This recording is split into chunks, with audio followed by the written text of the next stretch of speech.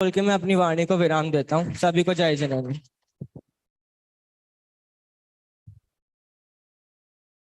बहुत बहुत सुंदर अपने स्कूल का थोड़ा सा इंट्रोडक्शन देते हुए भी उनने अपने बारे में बताया।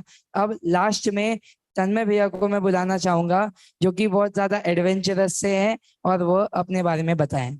तन्मय भैया। ओम नमः सिद्धेभ्य।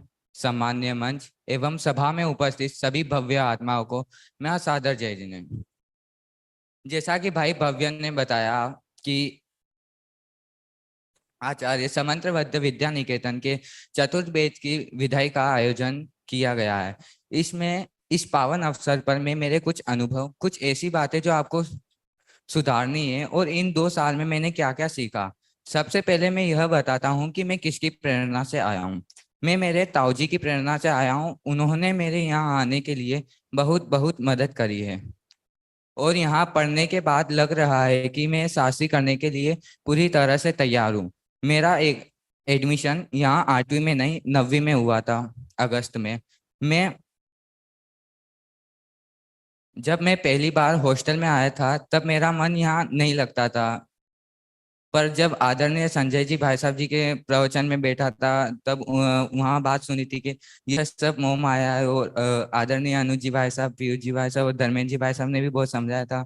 उसके बाद से फिर मैंने यहाँ से यह सीखा कि कभी हार नहीं माननी चाहिए जीवन में, चाहे अच्छी परिस्थिति हो या बुरी परिस्थिति हो।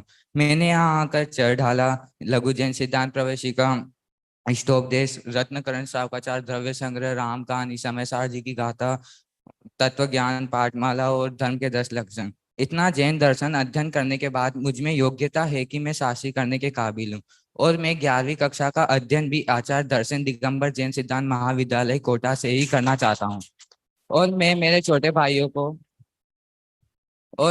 छोटे भाइयों को बस इतना ही कहना चाहता हूँ कि आप किसी को टोकने का मौका नहीं मत दीजिए, चाहे स्कूल की माया मैम हो या सोनम मैम या हो विद्या निकेतन के अनुजी भाई साहब हो या वंशी भाई साहब।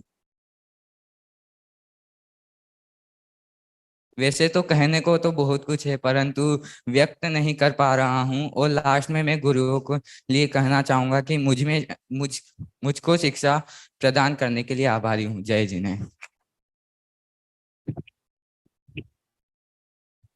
अब आगे का कार्यभार संभालने के लिए मैं बुलाना चाहूंगा हमारे प्राचार्य महोदय आदरणीय धर्मेंद्र जी भाई।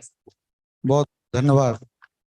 चिद्रूप, भव्य और नयन, बहुत अच्छा संचालन आप सभी लोगों ने किया।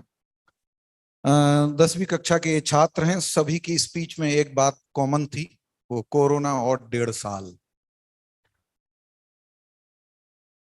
किसी किसी की जुबान पर मेरा नाम भी आया, उसके लिए बहुत बहुत धन्यवाद।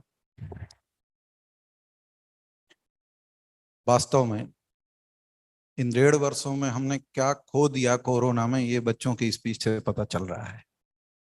काश हमें 3 वर्ष मिले होते तो जो भूल, जो चूकें, जो कुछ सिखाने के लिए, वैसे तो कोई अध्यापक किसी को कुछ नहीं सिखाता है, असलियत ये है विद्यार्थी स्वयं सीखते हैं।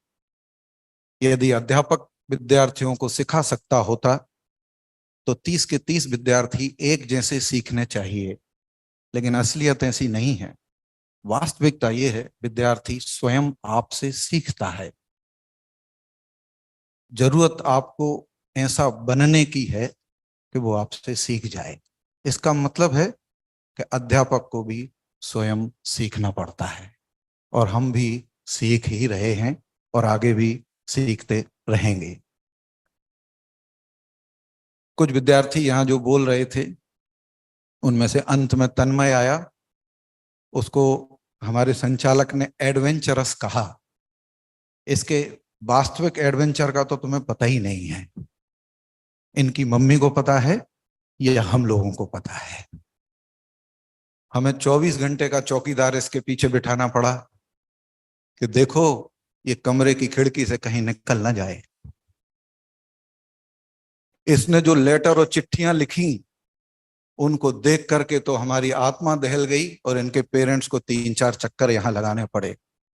लेकिन मैं बधाई देना चाहूंगा इस विद्यार्थी को। उस 1.5 महीने के बाद इसने जो रेस पकड़ी, चूंकि ये तो ऑलरेडी 1.5 साल लेट ही आया यहाँ, 9th में डायरेक्ट एडमिशन हुआ था इसका यहाँ, लेकिन पिछले 1.5 साल में इसने जो प्रगति और तरक्की की है, मैं समझता हूं बाकी लोगों ने 3 वर्ष में भी वो तरक्की और उन्नति नहीं कर पाई। और